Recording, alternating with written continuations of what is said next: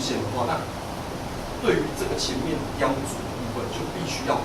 有更多的功夫，不然的话，前面这块东西其实你们失血是失的有点严重。那第二块东西，我觉得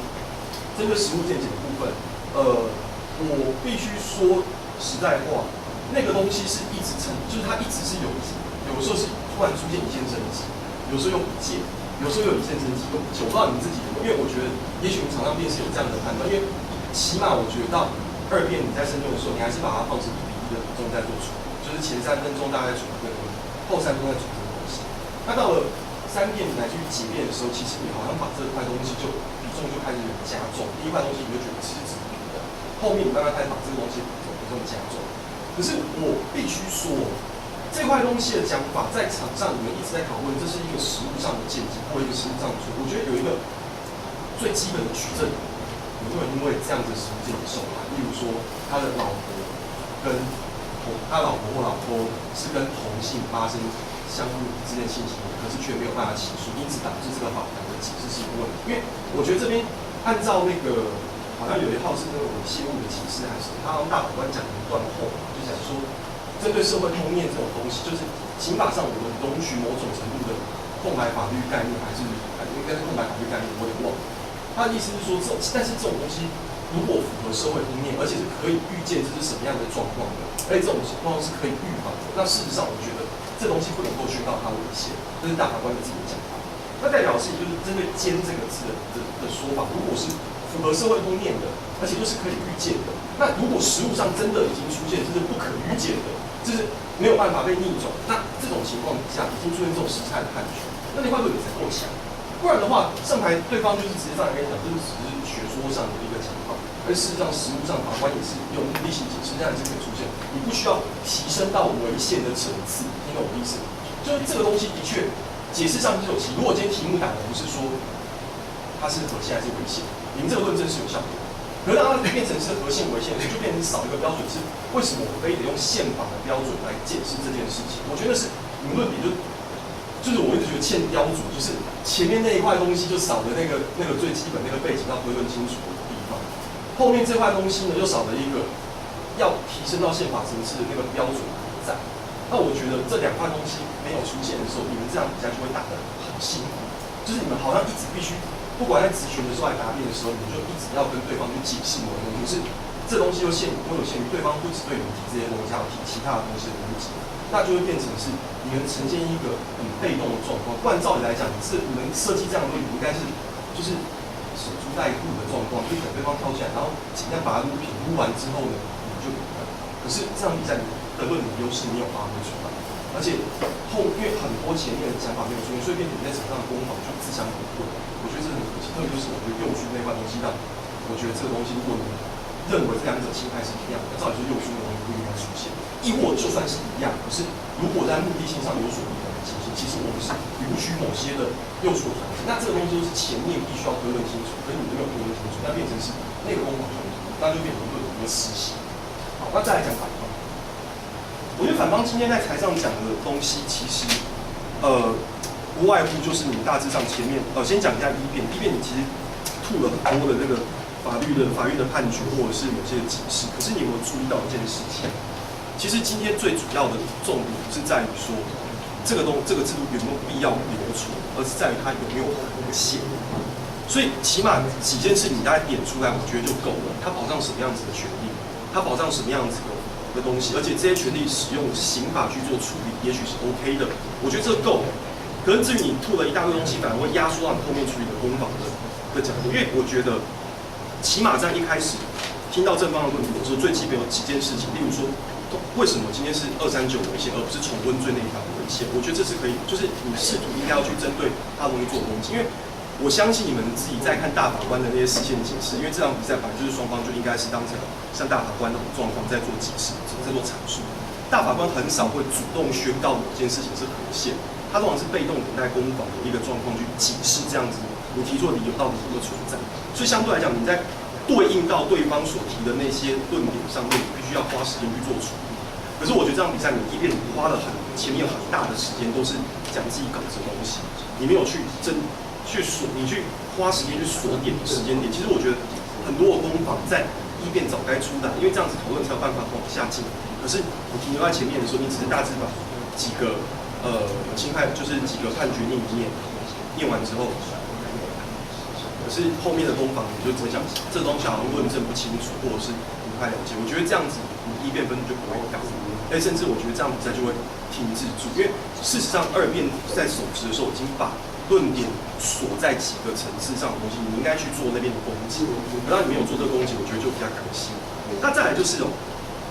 同样的，你们在做攻防的时候也很容易流于一个状况，就是这个政策是好是坏，我不 care 这件事情。我说实在，我完全不 care 这件事情。这政策是好是坏，我在意的事情是它有没有违宪。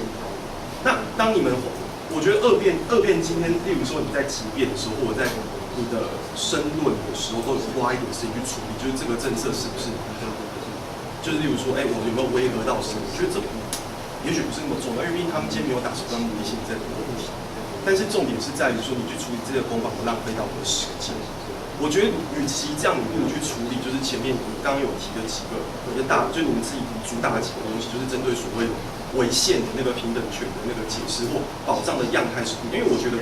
保障的样态不一样，其实一开始你们讲的有点模糊，因为你的讲法上你讲一个是实质侵害，一个是刑事侵害，一个实质侵害，这两者之间你没有办法让裁判直截了当的了解到，当刑事侵害的出现跟实质侵害的出现哪里有所不同？当哪里有，如果没办法让裁判了解到这件事情的话，直接中正方的圈套，因为正方就是想让你比不出来，所以两者的状况应该是一模一样，或者是两者的状况起码不能够相差太远。那我觉得比较好的做法，反而是三辩学弟在台上那一轮的质询，但是那一轮质询顺序上也有点错误，因为如果你要直接讲两者之间立法目的功能性是不太一样的，我觉得只用右数那个点去做处理是最快速，让裁判理解。因为你与其在那边讲婚生子女啊，或者是财产分配这些问题，那些东西太过于复杂，那适合申论的时候讲。因为申论在没有任何干扰的时候，你可以把长篇大论把这些东西讲得一清二楚、条理分明。可是你在质询的时候，其实你要考虑到最快可以做出区分的手段。那我觉得右数这个点其实是比较好处理掉，就是像你们讲，一个在保障婚姻还可不可以继续延续，另外一个是根本法律推定就是这个婚姻也不可能不复存在。当然，我觉得这边仍然是有讨论的空间，就是是不是重婚的代表前一个婚姻是不存在的？我觉得也未必。那这种情形其实，但是你们如果从那个地方去做出发点，也许是比较快速可以把这个题目，就是你要达到你的那个目的，去区分两者之间处罚，或者是两者对法益侵害程度的不同这件事情去做处理，是比较快速的做法。那后面你们针对所谓的实务性的攻防部分，我觉得当然，虽然我觉得他们在第二块的论点，就是所谓那个监制这个见解上的说法上就可同样的，你们把这块打糊了，其实你们自己在论证对于合宪的部分来讲，你们的分数也没有到很高。为什么？因为你们并没有讲为什么这个东西不能提升到宪法层次的见解，你们也只不过在讲这是学说上就可以解决。可是同样道理，这件事正方没有往下打，他没有再往下去做更深的举证，就是说，其实实务上已经发生过类似这样的判决。那这样的判决是遵从这样的实务意见，所以非得借由所谓的前面的那个利用司法解释去把这个东西强制的要有一个拘束的条件出来，不然的话，你们只单就讲，那我们学说我可以用这个解释，那他也可以用这个解释，那这反而会造成他们的那种另外一种风险。那是因为今天正方没有把那个标准画出来，为什么这该用宪法去做解释？否则的话，你们今天单纯这样子打，你们这也是一般那种奥瑞纲式的打，就是我会把你污评就好，那这样子大家互相没往。可是这种做法，其实在这个题目里面未必会妥。我先给你们解释一下。那最后，我觉得我判决点相对就是简单一点，就是我觉得你正方在前面两块东西上面，就是我讲那个背景上面没有去，所以变成违宪的用事情。所以我觉得这是你们比较可惜的，就是觉得很快东西没出。那如果这两套东西如果出现的话，也许这样比赛状况会，我觉得应该说是会有明确。我觉得这是比较可惜的。那另外一个双方辩是有进步。一辩学弟觉得你的稿子需要大规模的修正，因为你的稿子太过于复杂。如果你要强调的是一个时空背景转换，或者是这个法条在目前现状底下适用，可能会造成国产这个问题。那我觉得你的稿子起码焦点的部分是太过于设性的这种写法，就是好像一下写到这边，换一个东西，那是教科书的写法。但是议辩稿你要照到6分钟时，那我马上把这件事情，你们的理由是什么跟背景，必须让我清楚了解到。可当你让大家讲一大堆东西的时候，我觉得没有任何的实质。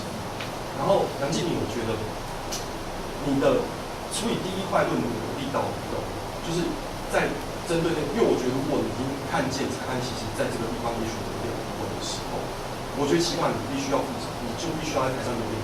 guts一点，就是把刚刚的东西再起码跟我重讲一次，就是讲清楚为什么我今天这样认为，因为这个背景怎样，出来之后这边这个论点可以才有继续讨论的空间。可是不然你上来只是重复把这些话讲一下，它没有意义。然后第二块论点，我觉得你有一点点在收，就是在冲价值的那种渲染的说服，说这个东西我们怎么可以接受？特别在刑法上的东西，那是情绪上的东西。可是我们宪法上我们在解释这些东西，我们不会有情绪性的一种感觉，懂我意思吗？我们只会觉得这好像不宣告它违宪，好像说不过去。可是重点是那个违宪不在，不是你用情绪性字眼去强调就没有，懂我意思？我觉得你比较可惜。然后王仲轩，我觉得你在台上你咨询的时候，我觉得你咨询不好，因为那轮咨询不，我觉得说句实在话，你那个咨询如果放在他的身上，我觉得他是不会变得好，因为你那个你讲那个东西，你讲那个论点是不适合放在咨询的时候使用，因为你咨询他确认你完全浪费掉你的时间，我觉得这是比较可惜。然后这边的学弟呢，我觉得一辩学弟的稿子你要稍微调整一下，就是你要，既然你们是打反方，是宣告和谐，那某种程度上，你可以把论点花多一点时间去反驳对方的论点，然后让这个东西可以再往后推一些。二辩学弟在台上，其实我觉得就是4平8稳，这没什么关系。但只是我觉得你必须要去区分，在这个题目里面讨论合宪跟违宪的那个分界，其实不是在张体这个制度的好坏。3辩学弟，我觉得打得不错，也蛮聪明，反应也蛮快。可是几个部分，就是我觉得你在你在3辩申论的时候，你并没有去做。你还是在做单点式的攻防，而且有的时候你好像会跟前面2个辩次有点脱落节奏的状况，就是没有跟上。例如说你3辩上还在处理一个刚刚没有处理完攻防，可那个攻防好像不是在2辩，好像不是在上一轮咨询答辩的时候曾经发生，而是上轮是你在咨询答辩的时候好像有发生的事情。可是这些东西我觉得你要记住，就是你要跟上这场比赛的节奏。虽然那个点并不会，你这样处理并不会因此让我对你有扣分，可是我会觉得，万一今天这个攻防的速度是比较快速，甚至是更多层的时候，你这样处理未必是有利，所以你必须要试着让自己有跟上节奏的一个做法。然后还有就是你要去区分一下什么样的东西是适合咨询的时候用，什么样的东西不适合咨询的时候用。我觉得这是你要再去学习的部分。那以上是我讲，你如果有什么问题试一下再问，谢谢各位。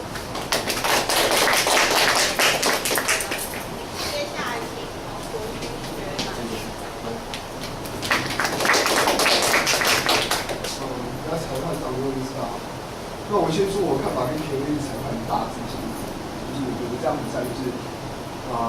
正方一开始的路数，其实我觉得你的铺排的确要修啦，就是我不知道现在辩士有没有接受一些训练，就是节目要提前，你应该要先把你的节目提前。就是我觉得，因为你前面讲的很多东西，你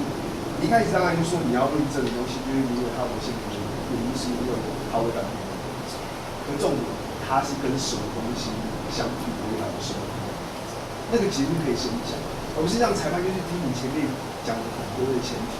但还是不知道你其实要讲的东西，一直要去猜你要讲的东西。因为其实因为我们打辩论局就是一种传播，口语传播，你会让就是我们这些受传播者，其实会很吃力，因为你巴拉讲很多，你先讲什么4至6、8、7什么不同情况下，5至7至8，你都还一直没有讲到你到底要跟什么。你到后面讲出了重复罪以后，你才知道你要被什么东西。所以你前面就应该可以先把结论先提前。我刚认为他违反第一个原则，尤其是跟1、2、3、7的重复罪相比较，为什么光是1、2，然后开始去诉说？你不会让我们接收资讯接收者，因为台下的裁判听起来会很吃力，因为讲了一些历史脉络，你林林总总很多东西，你讲很多法律，你讲很多解释，可是还是不知道你结论是什么。你可以结论先下一个结论再去做推论，我觉得这是一些打辩论在论述的过程中一些比较基本上的小技巧，我觉得大家应该那跳过这些东西，后面过来讨论这样比赛。那我觉得这样比赛如果把战场看简单一点，从这方面战场看的话，我先说我第二块战场其中做的就是信息结合，就是异性信息结合的部分才是主要的。因为我觉得那一听就是实务见解的部分。那当然，我觉得正方当然可以很慷慨激昂的说，这件事情有可能会有一些法律上面明确性问题啊，这样子大家会互相见解。可是我觉得这个部分法实务见解的不同，本来就是先往下法律制定情况下给法官的一个空间嘛，你懂我意思？就是我觉得那是必然会有的这个空间。我比较期待正方下一步第一个，要么举个判例告诉你有没有任何实务见解的不同，所以怎么去申请相关的是事项的时候，或是真的像你所说的，有没有一个在中间对比下判例情况下，法官真的认为他用义务的方式去做这件事情，却没有被判处工作。那如果你举出一个例子，我就会在我的论点的就是接收程度，我会大大加两种，任何一种都可以。就一种你要告诉我，实务见解一定可以成为释宪的，可以成为释宪申请释宪、申请违宪审查这个标准的例子。要么你要告诉我，新闻以下照你所说，这个实务见解是无知，而新闻它运作真的有这些例子。因为我乍想之下都会觉得，我觉得新闻以下即便不是信息结合，新闻以下应该还是有工作室。当然这边是反方，如果对我而言，你们有举这个例子，而反方只是用这个方式、逻辑方式而已，我当然就很难接受反方的。可是因为你也只是逻辑性的说新闻代有这个实务见解，可是任何一个例子或判例没有讲，所以反方直接就告诉你实务见解情况以下跟情况以下，其实我可以通过实务见解方式去解决它，我是不是就没有觉得他必须要申请到违宪，一定弄的意思？所以这是论证强度的问题。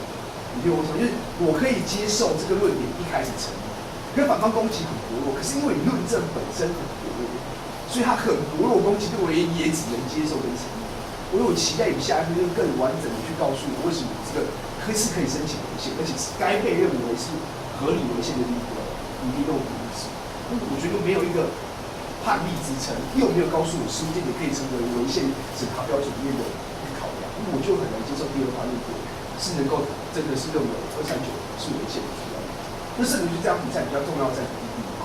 而我觉得，请问小白兄有说吗？就是他会认为，其实第二块他可能接受不了，他会认为正方其实在论理上面判断跟操作，可能要尽可能在第一块。这场比赛因为我觉得这种东西的论点权量是习。那我觉得一辩讲的，其实反方的反应不算很慢，感觉上你收其其之效的效果是降低。那便是场上他的攻击，你必须要很有效度的去回应过。那我绝对是判断。再来就是时间算是6分钟很多，可是你就要判断你第一个论点跟第二个论点在裁判心中的接受程度。有时候你要取舍，有人断式断管把第二块删掉，直接搞第一块，因为2块任何一块在裁判心中成立，你都还是能够高于裁判。其实把239其实应该是挺合适的，可是你们还要花时间去处理第二块，第一块的回应又没有完全完整的时候，那必然这样比赛就2块都没有做到，你懂我意思？因为我觉得这2个任何一个理由成分，其实对我而言，论述它是违宪的机会都是会出现。那第一块，我觉得那个场上的症结点就是分歧。我觉得反方的攻击的层面其实分蛮多层面。那其实我觉得对于小白熊，但每个裁判心中会认为。因为你会认为，新闻以下重新罪所保护的法律，说今天他所认为应该要去保障的事情，其实跟新闻以下239条同检罪其实是不一样。那你觉得侵害程度不长？所以主要程度就是2个，他侵害，既然本身保护的法律是一样，那侵害程度本身也是一样，那你就可以去做这件事情。那反方攻击的层面很多，反方一开始是我们要在第一块做整体，可后面比较多的数据还是在第二块。那我觉得反方给在反一的一开始没有讲得很清楚，因为我觉得你看，比较像是你把婚姻制度画一个大圈圈，你觉得中间只是其中一块，婚姻可能有其他的功能，所以你觉得其实有其他的功能。那但我觉得其他功能你后来就没有讲得很清楚。那后来有个打法，它变相比较简单，就是你直接讨论说侵害不同，因为一个是可修补，一个是不可修补，你的侵害程度不太一样。那我觉得场上有些攻防上面技巧还是不太好，因为我觉得。遇到这个攻防的时候，正方难以回应，正方这时候就会丢出他们万年的例子，就是你看看王家，你看看王家，你看怎么样怎么样，王家你看这种东西就跟宠物差不多了嘛，你还跟我说这怎么样怎么样又怎么样，你懂我意思？那举到一些例子对于很好有，你懂我意思？就我觉得那个比赛在有些实然上面、例子上面攻防是有点模糊不清的，因为面临到很轻微的时候，是可以原谅部分，你们试图也没办法在这边找到出路，所以你只有下一步就说，那我改变成它是通奸5年之后，我也可以诱诉。可是这个地方就跟小白熊说法一样，当你承认诱诉跟这边其实是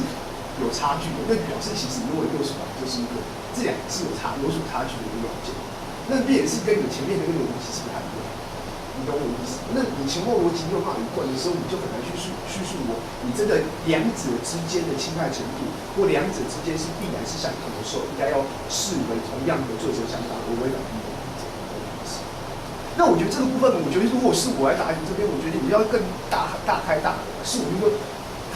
当正方说，你怎么说？通奸行为也有可能侵害家庭功能超大啊，所以这时候我们应该要视为它是比较严重的重度罪啊。但我觉得这边正方论证上面有很多的部分时间还要讨论，懂我意思吗？我先这么说长工房这么好，是我就说都没有你说的很好。我们家就这个例子啊，他哪里破坏家庭功能？他的小3、小2、小3、小4、小5、小6，他们都活得好好的，家庭功能没有破坏啊。这就是我们所谓的什么？新闻下他们都诱诉了嘛。你懂我意思吗？我们就是说什么，就他们都接受她的老公或朋友去外面多搞很多人，而且多生很多小孩，但还是愿意跟他共组家庭嘛？这就是什么？告诉你，跟宠物还是有差距。我觉得你是直接举他例子靠他就好啊，因为我觉得这么举的例子并不会成功他论证啊。我没有觉得他这个东西就已经伤害到什么家庭功能，顶多就是死后的时候分财产，突然冒出一些有些人可能跟网友亲有过一夜情，然后又说因为他的小孩是就一夜发现不是之类的，然后那一直在说。其实重点是什么？就是社会上真的有出现那种，就是老婆可能没办法满足老公，或老公没办法满足老婆，那他的配偶愿意让他去外面找通奸行为，但是他认为他还是爱他，他还是跟他愿意继续共处家庭。你就想讲的就是这样，所以你觉得，可是重婚这件事情不是，重婚的意思就是怎么婚姻制度直接性的被破坏而无法修复。你后面在讲的东西，那我觉得这个部分就会变成是正方怎么样要去模糊它，是我下一步想看。可是你们大概的回应都还是前面，我就一直丢实际上面也有例子，就是像我刚才所说的，就是他们可能都在外面生小孩，你不觉得很严重吗？你不觉得很严重吗？你懂我意思吗？就是你不觉得很伤害吗？我知道有伤害，我觉得你越来越贴近的，对，越来越贴近的，可就是不一样啊！你听懂我的意思吗？那如果那个不一样在心中的裁判遗留那个东西是很明显的，那我就觉得你没有办法去类比这件事情两个是罪责相当的，因为他们两个就是不一样，所以罪责不相当符合民的原则，你懂我的意思？那我觉得这就是这样比赛最后的那个问题，就是你怎么去切割出这两者之间的侵害程度是一样的。如果你没办法切回来，那这样比赛你就会有极大的风险要输这样比赛，你懂我的意思？那我觉得后面当然有试图在别的方法去试图把它敲成它一样，比如说我们就可能会有诱诉，可能又是另外一个逻辑上面的问题。所以我觉得在这样在这些攻防讨论的时候，我会觉得正方还是没有让我感受到重婚跟通奸是完全一模一样。那我就没办法成功的在我心中建立起我们所谓的这是一个罪责应该要相当，而且都违反到别人原则，跟申请违宪的。所以最后我会把论点分数是判断的。那我觉得这部分对于正方而言，在思考这个论点的时候，我觉得本来就应该要先思考后面面对到这个诱诉的说法。那我觉得反方到后2辩开始才把这个说法说成婚姻制度的可不可修补这一个说法。那我觉得这个东西其实也不难想象，你懂我的意思？对我也是，就是一开始你要打平等原则，然后你要锁定用重婚罪的时候，你必然要面对可修补跟不可修补，通过诱诉这一个附带的新闻下的这个附带的就是所谓的附带条件的时候，你应该怎么回应？那我觉得这边如果没有完整说法打重婚罪，去打平等原则申请他可能是有限的，他就有极大风险，你懂我的意思？因为讲白话也就是攻防无法处理到干净，因为正方打这个就会很大的风险。而且我觉得这个应该不难思考，你懂我的意思？因为我觉得你们思考便是你们比较狭隘的去看到你觉得实质上的伤害差不多，可你们没有去看到他们有附带条件的用数，其实代表另外的东西叫做婚姻制度的可不可修。你懂我的意思？你当然可以想象，就那些好像看起来就跟重婚罪差不多，可反过来你要去更宏观一点想，是真的有些人就是像是之前报纸有出现，就是有些老公真的就允许老婆去外面让老婆他自己幸福，你懂我的意思？可是他们觉得他们还是共主家庭，他们还是可以继续婚姻走下去，那这个就是对你有某种影响。那但我觉得你们到后面如果要把这个东西讲更完整的时候，你要多举这些例子告诉大家的是什么？就是性行为是夫妻之间的公平义务，当然是家庭里面的很重要的一个指标跟很重要的标准，但它不会是全部。那情况下就是有很多有部分的家庭是有这个需求，就是什么？就可能他可能没办法满足，或是他有其他的需求。而这时候怎么样？他们还能共组家庭的时候，幼术就是一个帮他们能够继续维持婚姻制度上面的程序的一个重要的一个条件跟要件。那正方没有看到这件事情，就类比这件事情本身两者之间就是什么？就是家庭制度上面的破坏程度差不多，侵害程度高多，那其实是有差距。那我觉得，我不知道反方好像面临到那种侵害程度比较重的时候，你们说法就比较怕。那我不知道你在怕什么，我觉得没什么好怕。因为我觉得他们举王永庆例子很明显就可以去说明这一切。其实很多人就是可以接受，就是你的老公讲小2、小3、小4、小5、小6，这是没有办法，对吧？那当他可以接受后，法律也不会监管。那我觉得后面当然有出现一些其他的公法，像是什么，就是先往下到夫妻之间通，那我也可以诱诉什么，那个我先说，或是其他公法。我觉得其他公法就比较容易走的，因为我觉得重点还是在前面那个区块，双方的差距，反方有7个出来，那正方没办法模糊掉，那就会有问题，因为你就没办法类比成功，这件事情是符合平等原则，跟就是对于平等原则掌握期，他进而去证明到的东西，所以最后论分派。那给各个电视机讲一些建议。第一面的话，我刚才有说，就第一个，你司法上面的论述，可能这个东西要再加强一些。那再来就是整体而言论点判断，我刚才有说，就第一个就是我觉得第二块的论点是要再思考一下，除非你能够举出那2种可能性，我觉得论述才会完整。要么去证明实务上面见解不同，能够成为申请事件的理由；要么可以证明告诉我，情况下真的有法官因为着实务见解的情况下，让什么不是就异性性相交的情况下，就判他怎么样无罪，那我都可以接受。可是这2个都没有举，第二块论点可以接受。那第一块论点就是你必然要先考虑那个逻辑上面的问题。那我觉得这2者是你整体论点思考的时候要去思考。然后我觉得你咨询的时候，你就要思考一下，你的问题会不会造成你本身论点上面、逻辑上面的问题。你咨询的时候可能要注意一下。那梁静敏的时候就变成是，裁判会比较希望你在第一块做比较多的加强，然后第二块，当然有壮士断腕这件事情，往往是3天早做。有时候如果可以提早做，就是比赛比较有空间大的机会有主。我觉得不管是梁静敏、洪仲轩是技巧比较好，精力比较多的事。可是对我们而言，便是常常处理新闻的时候，有时候会比较用反对决的责任来去做。那我觉得这其实，在一般的辩题可能还可以，可是你今天打正方，我们就打大方，而且你要打的是违宪，并且是你要去证明本身是符合新闻下程序里面违宪审查。如果违宪审查，你要证明它可能是相对而言，它违宪审查密度是多少，是违宪如何呢，还是合理如何，还是什么？那它会有个流程，那这样比赛大家没有真的用违宪审查的顺序跟程序照教科书里面来去审查它，那没关系，我觉得没意见。对，可是对你们而言，我觉得很多部分应该要自己去负别人责任的部分，还是要自己去证。我不是反过来就要求反方说，反方应该提供些证据信息，你才来讨论，不然的话就应该要看。可我觉得很多部分在我的心中就是正方行政，你懂我意思？我觉得技巧当然是一个好，当然是一个辩论技巧。但是什么时候用时任，我觉得要好好思考，因为我觉得中线的3辩也是很多部分都是如此啊。比如说，就是当然反方有一些其他的公讨论，就是都没有多要跟我讨论最小限量原则，跟我要先证明他已经先符合了最正相当才跟讨论最小限量原则，不然不行。可是我觉得很多人其实就是反过来讲，就是用讨论去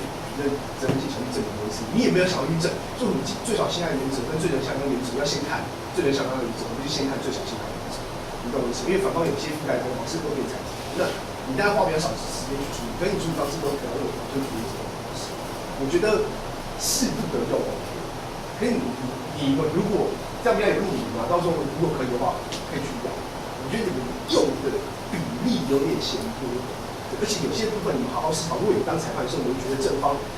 站在一个改变现况底下，是不是要证明他是违宪的正方的时候，他是不是这些东西都可以用法律决议去证明他是违宪？其实我觉得很好，你懂我意思？那反方的话，法医学弟，我觉得你在前面的论述，你们本身，因为这毕竟是双笔字，你要证明它是和谐。当然，我觉得你一面时间其实就在讲那个四字，只是把那个四字讲白话而已。那我觉得可以讲简单一些，没有必要花那么多时间讲那个四字，因为我觉得你要跟上场上比赛的节奏。我觉得反而很多的时间，你把这样比赛对争点抓出来，那我觉得针对这些争点做比较有效性的攻击，是大家期待法医要去做的事情。那变成是你还是照稿念，那念的时间也比较偏长。那后面攻击的部分其实那个论述没有那么完整，让我相对有点可惜。不过我觉得你在质询答辩上面的反应没有出太差，所以尚可嘛，对。只是有时候可以稍微判断一下，就是对方已经没有在跟你讨论，就是到底这件事情本身，他是不是违反忠诚义务，他是不是还是维系家庭功能，因为他完全承认，你懂我意思吗？他完全承认这件事情，所以一直讲这件事情没有什么太大的。你应该直接上台跟大家好，其实都没有。如果我是你，跟大家好，其实这场比赛原本该讨论的刑法第239条和性或猥亵，其实我们来看239条原本立法目的主要2个部分，就是维持夫妻之间的忠诚义务，维持家庭功能。那最后没有，其实在一辩论书里面也完全承认这件事，所以最后没有认为证明违宪的方式，其实是从另外2块论点去做出发，然后直接裁。那我觉得裁判就觉得你很帅，但你不帅，你没有这么做，你没有跟上比赛的节奏。因为他没有再去质疑这2块本身它是合宪，他质疑的是他跟重婚罪之间彼此之间违反他的罪责相当部分的平等原则，那是另外一块，你懂我意思吗？就是他没有针对于你这一件事情本身立法目的的那2个功能本身有没有合宪，他没有来攻击这一块，所以一直在证明这2个功能本身就是合宪的，那是废话。很多正方面来攻击这件事情，讲这件事情白搭，你不觉得你在前面跟他讲3分半，裁判没有写一个字，裁判觉得没有必要写。你懂我意思吗？就是因为你去证明他合宪这件事情，没有冲动他，他就认为这件事情违宪的部分，那裁判就没有觉得要抄不掉。你听懂我意思吗？就你说他打好，我方认为他合宪啊，因为他家庭功能，家庭功能的确他有保护到，那他也保护到忠诚义务。那跟这么有关系不是？你懂我意思？你这么讲，都没有你说的很好，我承认这部分是 OK 的，可是重点是我认为违宪部分在另外一块。你懂我意思？所以应该是针对于他后面的2块进攻击这种。那反恶学弟，我觉得你的攻防层次比较多，可是我觉得有些地方说法当然是可以接受。可是我不知道你场上比赛的上面有的时候你打攻防不一定你的队友跟上，比如说你后面把打一块就是，如果对方没有去证明239条跟237条本身之间有罪责不相当的情况，那对方没有为什么在第一原则情况下，为什么不是237条违宪，而是239条违宪？那你刚才套一个是最小侵害的。但是不用根据前面裁判所说的，就是到底要用哪一个部分，是不是要看前面的历史脉络，或是到底对于你而言，5年还是1年才是这个边合理的部分。当然，在场各位没有人是法官，但是底下可能各位还是法官，但是他只会去解释这件事情，我觉得那是大灾问。那个我觉得那一定要大法官才能去做合理解释。那我觉得对我而言，就是这边打到这个层次的时候，双方就会开始去飘到其他地方。那我觉得这个攻防不是不能打。那我觉得这边要打的话，我觉得你要跟你队友沟通一下，你懂我意思？就是其实你要打的东西，正方其实在合理性的问题，正方其实反过来，如果你可以成功论证破坏家庭制度里面的对于法律上面侵害的程度的时候，在按照比例原则应该是1年的时候，其实都没有其实证明的东西叫237条违宪，根本不合理。可是其实你有办法去证明为什么破坏家庭制度的程度是237条1年，就是239条1年，而不是237条1年，因为你后面。这2者之间攻防某种程度上面会矛盾，因为2者认为它侵害程度不同，所以一个是1年，一个是5年可以。可你认为这2者情况以下，申请情况以下，如果你认为申请违宪的时候是237条，其实你会认为破坏家庭制度只能用1年，所以你到底认为是破坏家庭制度，认为是1年跟5年有差距，还是你认为它该1年？如果是后者，你还可以说正方是不合理的，因为你先证明破坏家庭制度应该只能罚1年。所以正方说这些东西违宪，其实你证明的是237条违宪。可是你后面攻防7年，你后面又攻防跑的是这2者237条跟239条保护的东西是不一样的。所以这2者一个是1年，一个是5年。那这2个攻防机并在一起才会有矛盾。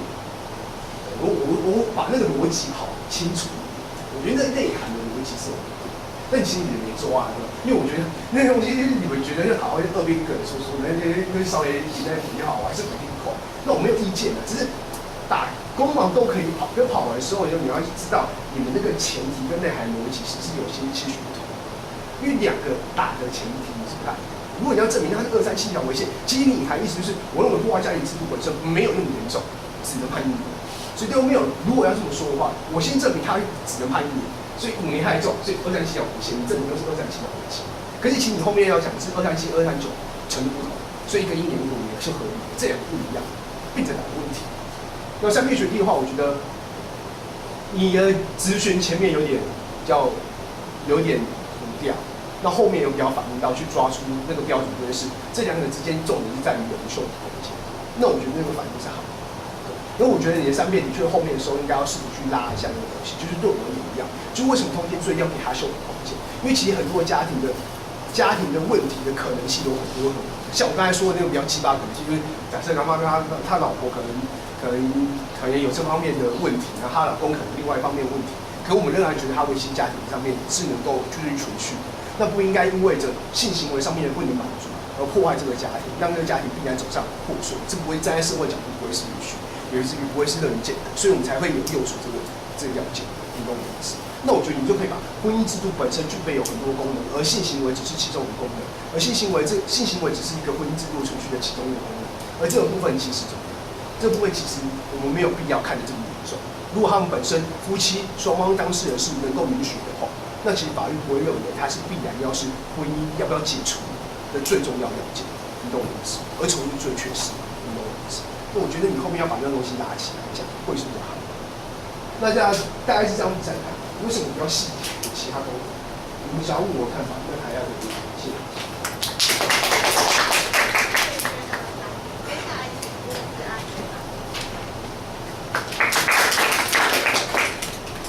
各位好，我觉得这场比赛啊，就正方的论点是蛮奇特的，所以我讲主要也是针对这正方的论点，当然也是反方的攻防，因为反方今天主要讲的比例原则这个东西，绝对不是旁台的真理。那给反应的建议也跟前面的裁判一样，尽可能的就是把一些不是真理的东西稍微带过就好。虽然说你们可能会觉得双比是逆比，所以自己还是要主动去讲。不过就是这只是比赛策略上才是问题，而且也要显示出你有跟上裁判讲。好，所以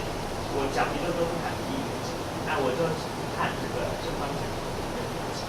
正方讲的平等原则大概2个嘛，第一个是特别再去讲有关跟重婚罪较有的部分。那我觉得听起来正方的论述是说，这两者之间它所侵害的法益的种类是一样的，而且程度上甚至也难分轩轾，所以刑度上应该要一样。这就是正方刚才的结论。但其实我刚开始就有点好奇，就是你们是觉得应该要依照重婚罪的刑度，还是依照通奸罪的刑度？因为这个其实会让整个审查标准采取的力度会不太一样。那我觉得到了2辩的身份才比较很明显的告诉大家说，应该是要去依照重婚罪这个比较高的刑度。就你们觉得最理想的法律状态应该是2个都是5。那 OK， 那我就大概可以接受你们的论点，论证目标是怎么样。那首先第一个就是它侵害的种类是不是一样的？我觉得这边其实反方的说法。我觉得这边说法比较不够明显，你有特别去讲说2种的行为种类不太一样。那我也大概能够觉得，就是说我们的说法就是，种类好像种类就算一样，它都是婚姻，就是那个通奸罪所保护的是婚姻当中的一个性行为这个部分，所以种类就算一样，它也不重要。你们感觉想讲的是它们之间是一个包含的关系，所以刑度上会有高低，就是一件天经地义的事，所以你们感觉是不太去想要特别讲种类的部分。但我是觉得你们是可以去用一些类比去回应，我觉得其实就可以看得出种类一不一样，其实是看我们要用大种类还是小种类来去论述这件事情。你看，像是如果我们说侵入住居罪跟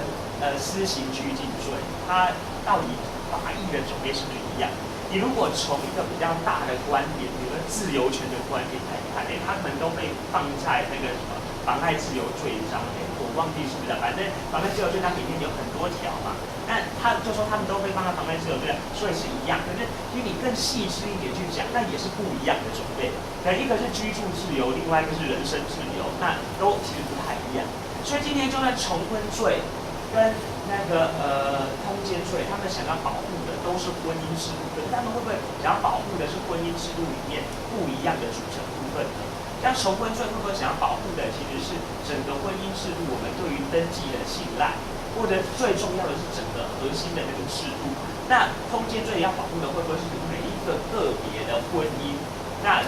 透过那个方式，其实可以论证出种类其实是不太一样，这个可能是一个方向。不过今天反方其实不是用这种说法嘛，反方是说它的差别确实可能不是种类差别，可能是那个量，有点像是量差，就是那个包含关系。但这个说法我也大概觉得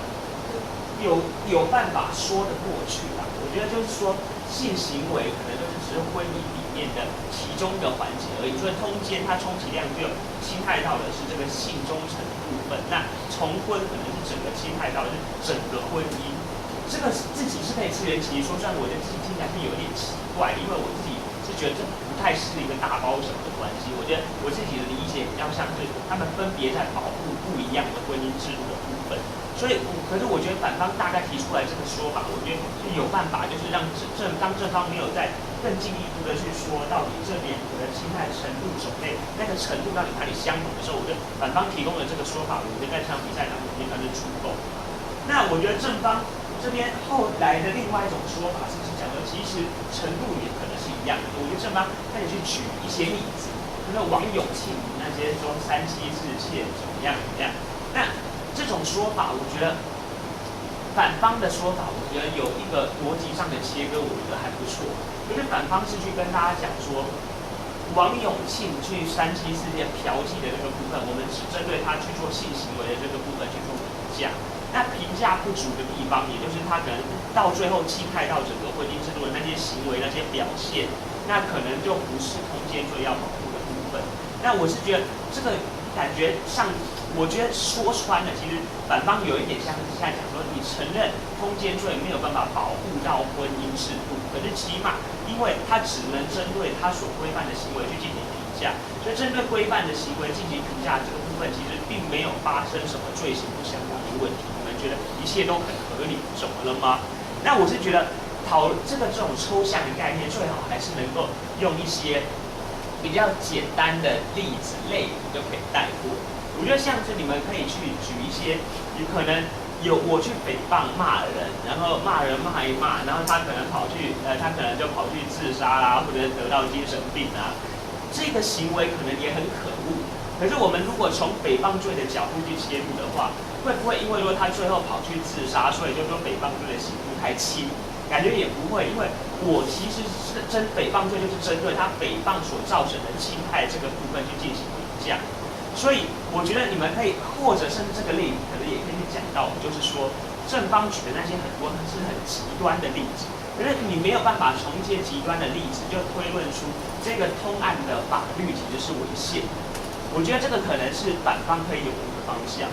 那我觉得其实，在重婚罪的这个部分，我的理解大概就是，我觉得正方是没有去论证到他们之间真的是不平等的，因为我觉得反方是有说到，就是其实重婚跟那个通奸他们之间的保护的程度本来就应该要有所差异，我觉得本来就应该为不同的处理。那除了这个部分，我其实还想要给反方更多一点的建议，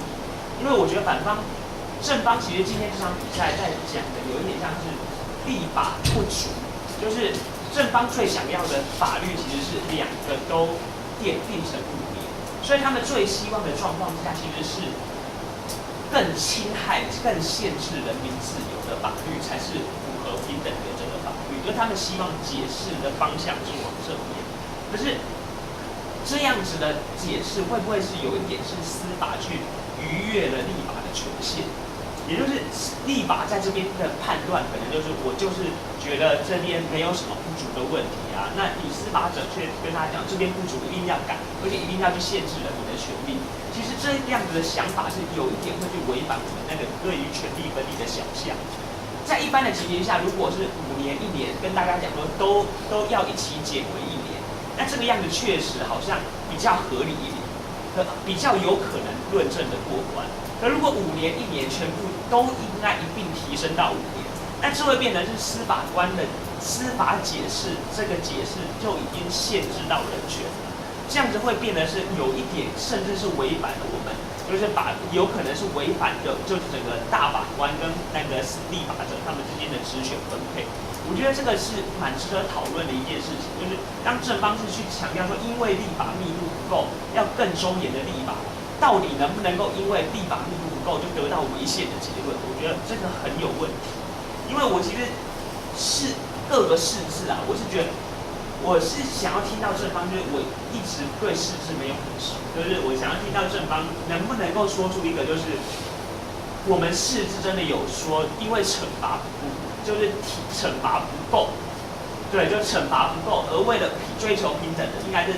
一起惩罚，用一个比较重的刑罚，而因此违宪的这个例子。因为我觉得这个例子其实有一点点挑战我那个对于整个释字的理解，就是大法官真的能因此而宣告一条法律，因为它保护的不够，那它的不够严厉，所以就因此宣告违宪嘛？我觉得这个是一个很大的问题啦。其实这个我现在也没有办法讲很具体，因为我觉得这或许是一个很好的学术探讨的方向，也就是到底这种大法官能不能够说，你应该要一并限制更多的基本人权而宣告违宪？就是我觉得，那对于这种形态的违宪审查，我们要用什么样子的审查密度来去审查？我觉得是很有意思的。那我觉得这一块我的理解大概会是这个样子。那我觉得反方到结辩有一个新的论点，我觉得还新的说法，我觉得还不错啊。就我一开始就想到，就王永庆那个例子，真的是可以用数罪并罚来处理掉。说就算正方讲的是王永庆那个例子很过分，但其实现行的状况之下，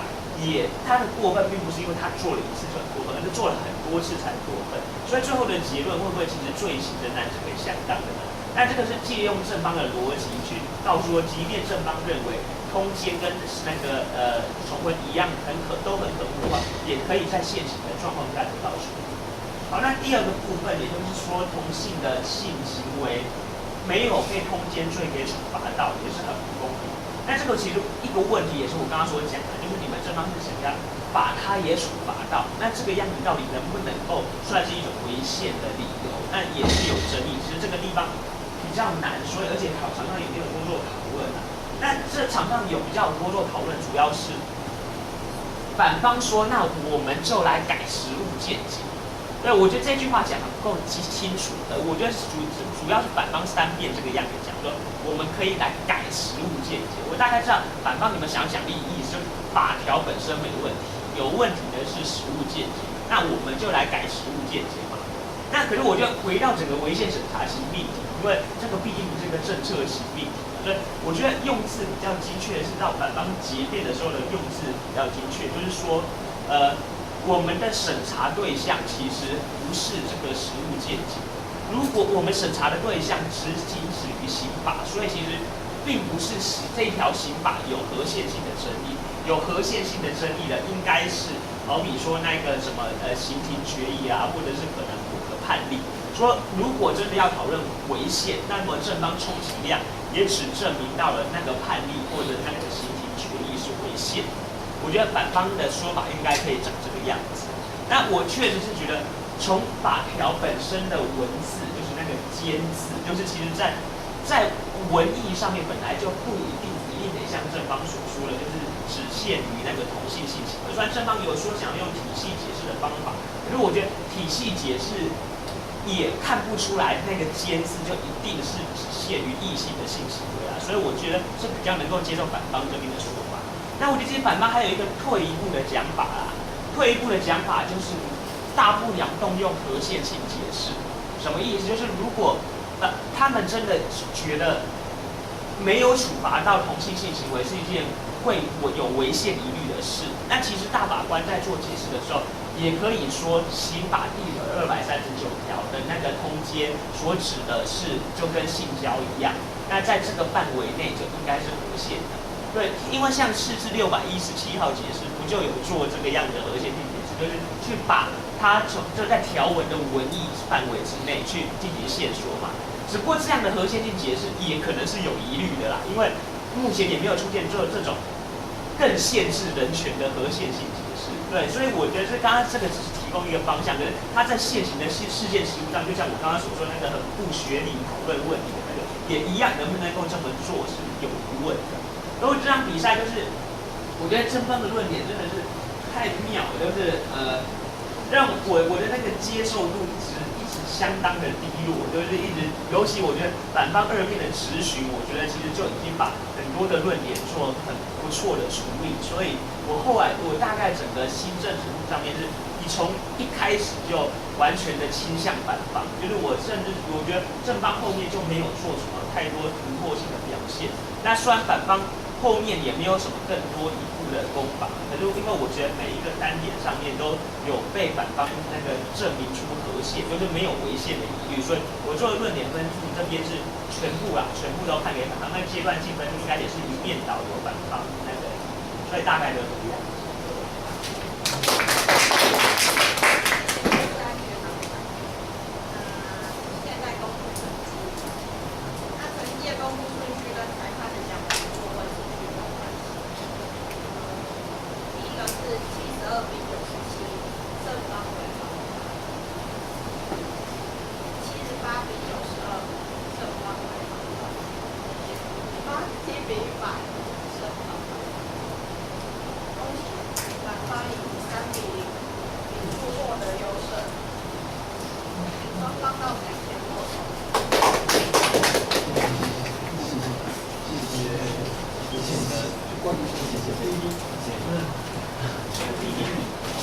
让我们有台数。